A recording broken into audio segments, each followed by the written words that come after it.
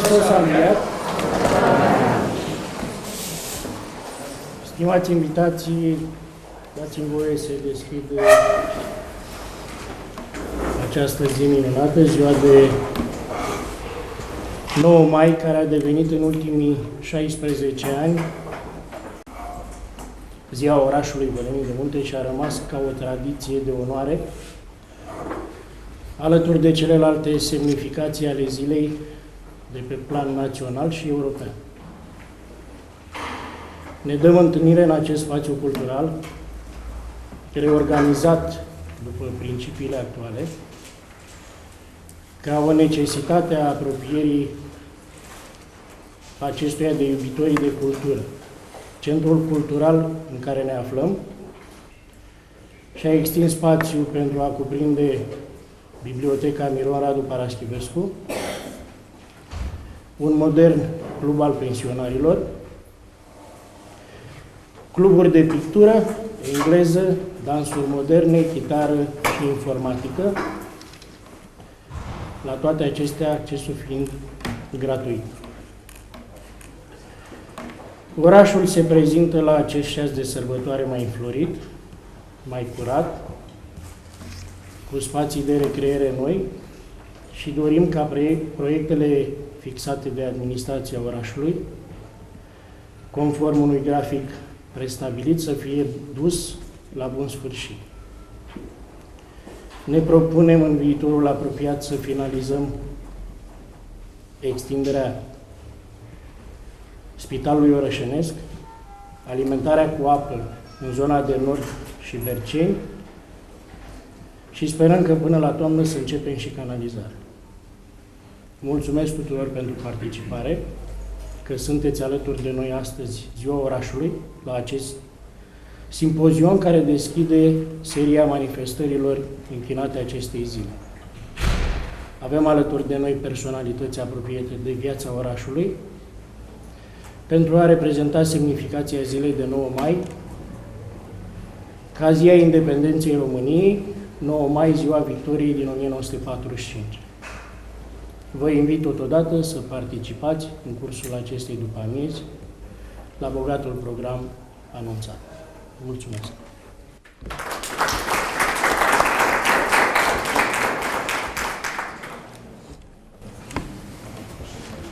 Revine nobila misiune făcută să fiu moderatorul acestei săptămâni.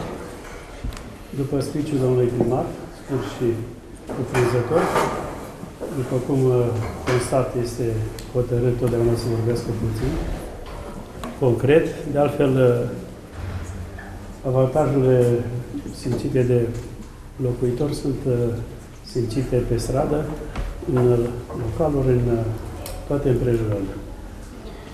Deci, simpozionul de astăzi este dedicat, după cum știți, celor 4 evenimente. Cel legat de orașul Băleni, fixat acum 16 ani, care a intrat în tradiție. Considerentele atunci erau pentru a fi la oaltă 9 mai cu celelalte sărbători naționale și europene. Și, iată, a intrat în tradiție. Și vă mărturisesc că ediția de anul acesta este văzută într-o formă mai elevată și mă uit și în sală.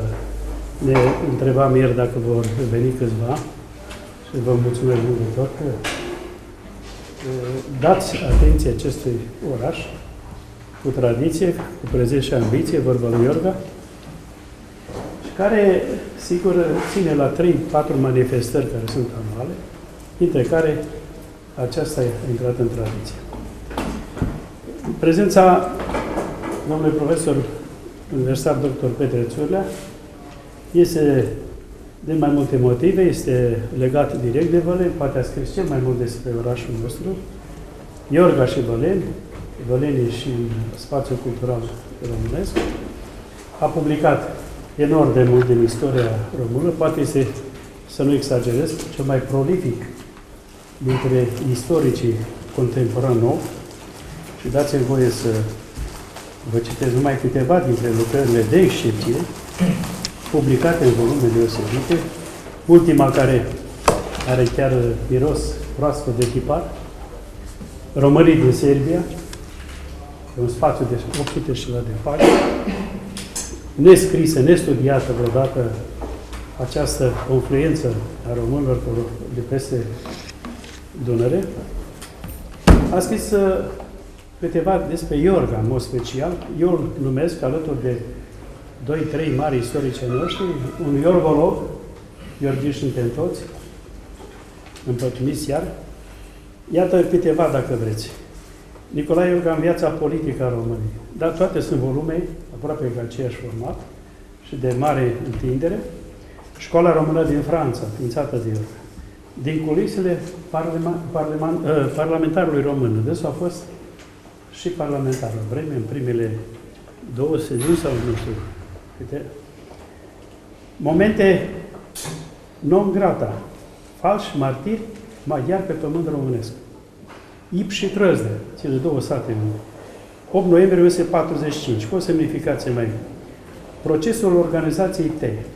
Iorga, o viață pentru neamul românesc. Nicolae Iorga între dictatura regală și dictatura regională. Partidul Național Liberal Tătărescu. UDMR și Societatea Românească. Transilvania de Nord, între 1944 și 1946. Un partid regal, Frontul Renașterii Naționale. Studențimea Română din Cluj, 44-46. Partidul Național Țărănesc, tentative de reînființare după 1947. Ion Antonescu între extrema dreaptă și extrema stângă. Carol al II-lea și Cămarila Regală. Regele Mihai și Mareșalul Antonescu. Nicolae Iorga prelege la Văleni de Munte și Nicolae Iorga și Văleni de Munte, altă lucrare, care sunt excepționale, poate reeditarea lor s-ar cuveni. Nicolae Iorga și Universitatea din Cluj. Români și unguri, un volum, iarăși, o mare întindere, între 1940-2011. Și iată, ultimul volum și după cum a anunțat, nu știu când le scrie ce face, mai apare cât de curând este Carol al II-lea și Iuliu Maniu, da? Și mai aveți vreuna? O mulțime. Da. Circulă numai cu trenul. Eram odată la Academie Coltan și ceva și m-am găsit cu dânsul și zic, uite, ne dăm întâlnire după ce îmi susțin eu teza mea, care eram, zic, vă iau cum aș. Nu, s-a înființat trenul, se urcă în tren, de la Ploiești până la Cinare, ce face, se vine cu microbuzul. Încât îi dau Cezarul cuvântul de excepție al domnului profesor. Mulțumesc pentru invitație. Cum spunea colegul meu la adineauri, sunt ca și vălenar. Am și lucrat aici într-o tinerețe pe care o regret și pentru că eram tânăr, dar și pentru că era un climat cu totul excepțional la locul acela de muncă de la Vălenii de Munte. Și întâlnesc astăzi cu plăcută surprindere la această masă chiar un fost student al meu. Iată cum viața ne unește mereu. Astăzi, 9 mai, sunt mai multe evenimente care se sărbătoresc. Evident că e ziua orașului Văleni de Munte, este 9 mai 1877, care a fost data proclamării independenței României, 9 mai 1945, ziua terminării celui de-al doilea război mondial în Europa și mai este sărbătorită astăzi și ziua Europei. De dimineață, eu sunt foarte matinal, am deschis radio-ul. Din toate aceste 4 lucruri, singurul menționat era ziua Europei. La fel s-a întâmplat și anul trecut. Și acum 2 ani. Întrebarea este, ne uităm istoria națională, nu numai că punem mai prejos istoria națională de evenimentele internaționale, dar de multe ori ne și uităm. Ori ca să scăpăm din vremurile grele prin care trecem astăzi, trebuie să fim atenți cu privirea și spre trecut. Să vedem ce ne-au lăsat generațiile acele trecute, din acest moștenire rezidând obligația noastră morală, măcar față de acele generații, ca să consolidăm ceea ce am primit și să ducem mai departe. O să vă spun câteva cuvinte, poate ieșite din comun, pentru că întotdeauna am avut și idei proprii care s-au certat cu istoriografia noastră, în legătură cu aceste 4 evenimente. În legătură cu războiul, cu obținerea independenței la 1877, sunt lucruri pe care dumneavoastră cu siguranță le știți foarte bine. Eu vreau însă să fac un accent. În legătură cu războiul la 1877, știți că a fost război româno-rus împotriva turcilor și atunci s-a obținut independența. În primăvara anului respectiv, 1877, România a încheiat o convenție cu Rusia, conform căreia ni se garanta independența și integritatea teritorială, ceea ce Rusia nu ne-a garantat după ce a obținut ajutorul nostru, ne-a luat restul Basarabiei, partea de sud. Interesant e faptul că, datorită acestei convenții, Turcia ne-a considerat imediat drept inamic. Și s-a declarat război între România și Turcia, Parlamentul românesc a declarat și el război și au început bombardamentele de artilerie între malul sud al Dunării, care era stăpânit de turci, și malul românesc stăpânit de români. Deci era o stare de război. În acest climat, toate forțele politice la noi s-au unit și s-au gândit să proclame independența țării. Era un fapt real. Cu fostul suzeran eram în război. Deci ce țară e aceea care e în război cu fostul suzeran? O țară independentă. Deci, conform acestei înțelegeri între opoziția de atunci și guvernul de atunci, unul din cel mai cunoscuți parlamentari ai vremii, avocatul Nicolae Fleva, pe 9 mai 1877 a întrebat guvernul. A fost o interpelare. Ce este România? E stat independent sau nu? Era o înțelegere. De față era și ministrul de externe Cogălnicianu, care s-a ridicat și a răspuns în felul următor. O să vă și citesc. Domnilor deputați, nu am nici cea mai mică îndoială și frică de a declara în fața reprezentanței naționale că noi suntem o națiune liberă și independentă. Trebuie să arătăm că suntem o națiune hotărâtă să ne apărăm de noi, să ne ocupăm de noi, să ne ocupăm de națiunea noastră și să ne ocupăm de dezvoltarea ei, de dezvoltarea bunăstării morale și materiale. Ca urmare a acestei declarații a guvernului, cu care au fost de acord majoritatea parlamentarilor, numai 2 au fost împotrivă, s-a adoptat de către Parlamentul Românesc, pe 9 mai 1877, o moțiune. Iată care este textul. Camera deputaților, evident, mulțumită de explicația guvernului asupra urmărilor ce a dat votului de la 29 aprilie, când s-a declarat războiul cu Turcia, ia act că războiul între România și Turcia, că ruperea legăturilor noastre cu poarta și independența absolută a României, au primit consacrarea lor oficială.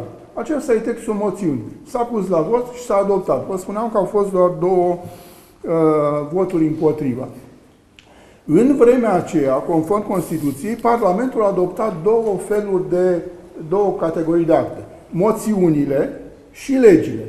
Conform Constituției, legea trebuia ca să intre în vigoare, trebuia promulgată, deci semnată de domn.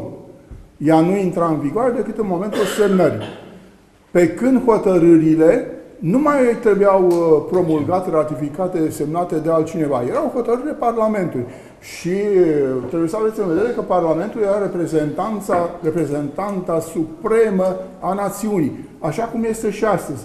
Pietrele acelea din ce în ce mai mari care se aruncă astăzi împotriva Parlamentului sunt cu totul neavenite și fac rău poporului și țării românești. În Parlament, într-adevăr, sunt și unii oameni răi. Dar Parlamentul, ca instituție, este reprezentanta supremă a națiunii. Nu poți să spui că Parlamentul a dat o lovitură de stat pentru că l-a invalidat pe un președinte al țării. Pentru că Parlamentul, el exprimă voința națiunii române. Un vot în Parlament este un vot al întregului popor român.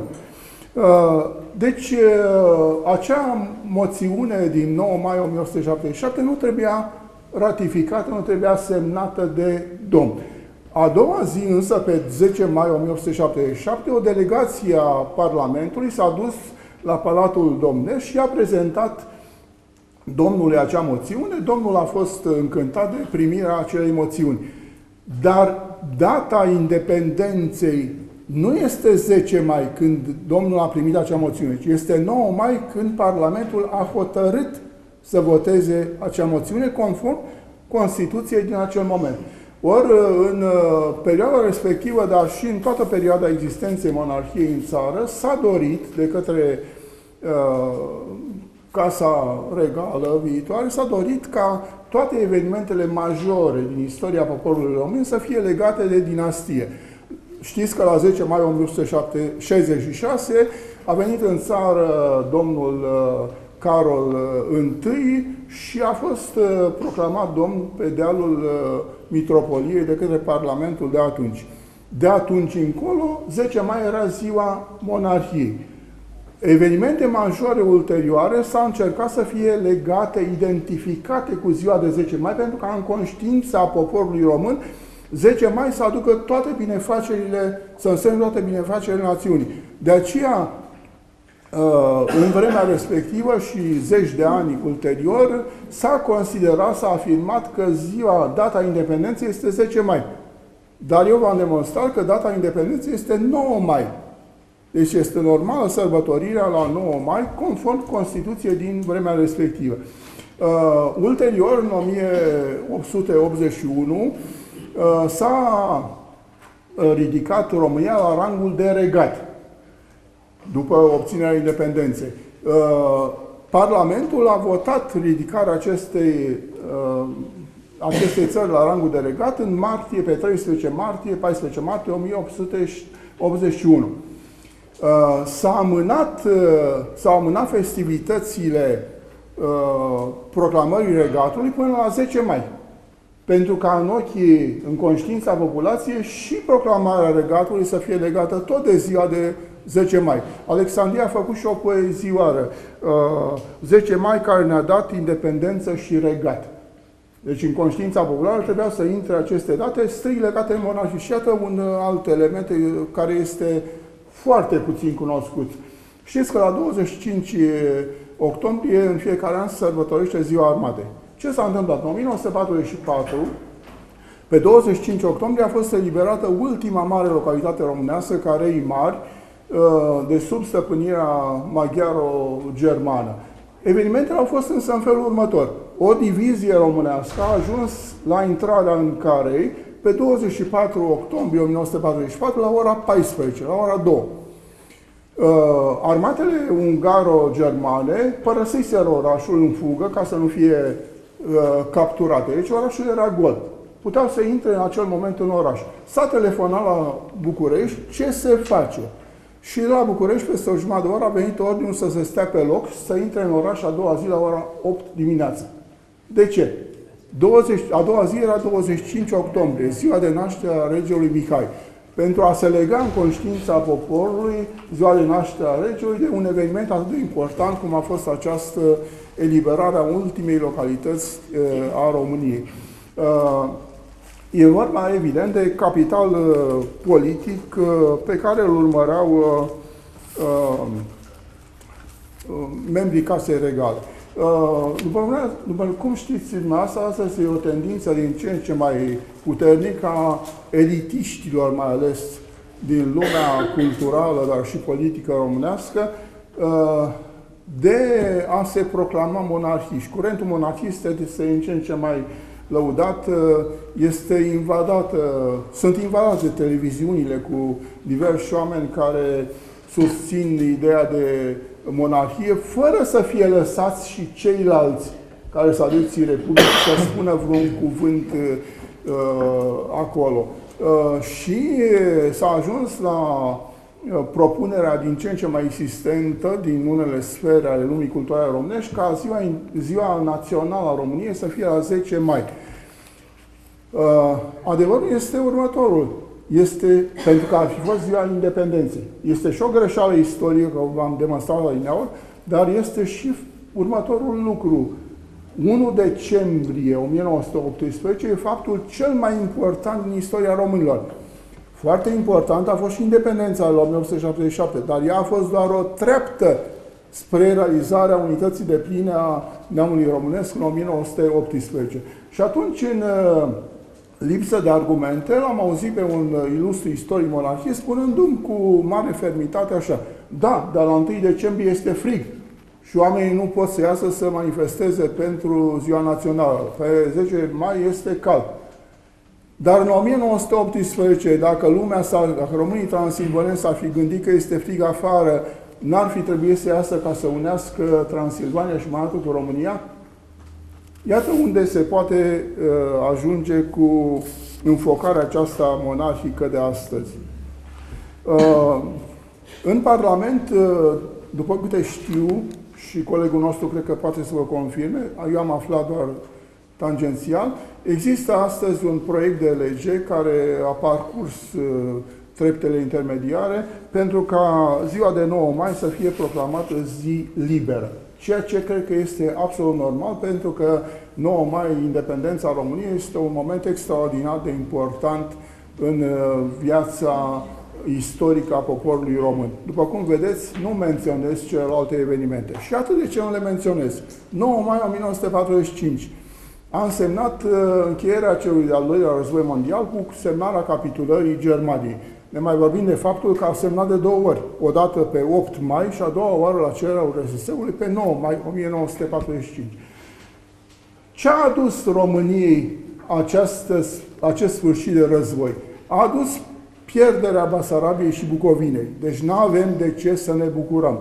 A adus captivitatea în Rusia pentru vreo 10 ani aproape 200.000 de oameni.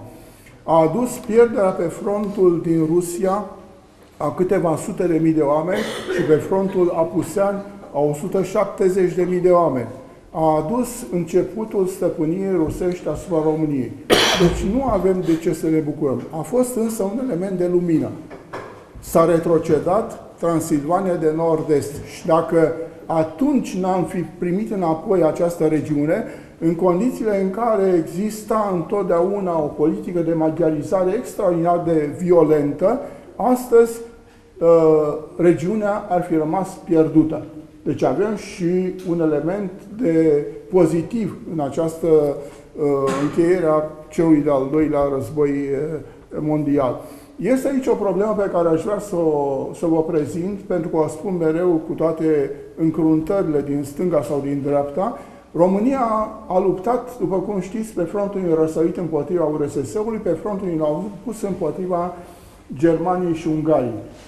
De obicei, în istoriografia noastră este lăudat efortul de război și considerat pozitiv în afus și criticat cel din răsărit. Deci criticat și conducătorul României în acel moment, mareșalul Ion Antonescu. Nu este adevărat. În ambele direcții, România a avut un război drept, pentru că a luptat pentru eliberarea unor teritorii naționale. În răsărit pentru eliberarea Basarabiei și Bucovinei de Nord, în apus pentru eliberarea nord-estului Transilvaniei. Nimeni nu poate spune vreodată că lupta unui popor pentru a recâștiga niște regiuni care sunt de drept ale lui poate să fie o luptă condamnabilă. Și este condamnat Ion Antonescu mereu pentru că a trecut, o să vedeți pe la televiziune mereu, se spune, de către niște aveniți care fac paradă de titlurile lor de istorie obținute cu siguranță cu bani, pentru că în spatele vorbelor nu se ascund deloc cunoștințe reale istorice. Peste tot se spune că trecerea ministrului de armată condusă de Ion Antonescu a fost o greșeală. Nu e adevărat. Războiul se continuă până când se obține victoria. Dacă am condamnat pe Ion Antonescu pentru că a trecut Nistru, deci într-o țară străină, ar trebui să condamnăm și armata română că a trecut granița de vest într-o țară străină, în Ungaria. A luptat și în Ungaria, și în Ceoslovacia, și în Austria. Deci este aceeași situație. Sau am putea condamna armatele americane că au luptat în Germania. Că nu era țara lor. Sau rușii care au ajuns până la Berlin, care indiscutabil era capitala Germaniei. Deci războiul purtat în răsărit, chiar dincolo de Nistru, a fost un război drept. Și atunci este cu totul neavenită formula care se menține în 1946, Ion Antonescu, comandantul suprem al Armatei Românești în al doilea război mondial, criminal de război. În 1994 am participat în Camera Deputaților la alcătuirea legii veteranilor de război. Aceștia au fost considerați eroi ai neamului românesc, s-au acordat și niște bunuri materiale, niște recompense. Le-am spus colegilor de la tribună atunci, este cu totul extraordinar de greșit ca toți soldații, toți militarii armatei române care au luptat în răsărit să fie considerați eroi și comandantul acestor eroi să fie considerat criminal de război. Și totuși, din considerente varii pe care sunt convins că le știți cu toții, s-a menținut această condamnare până astăzi, cu totul și cu totul neavenită. Deci, numai în parte avem a sărbători ziua de 9 mai 1945.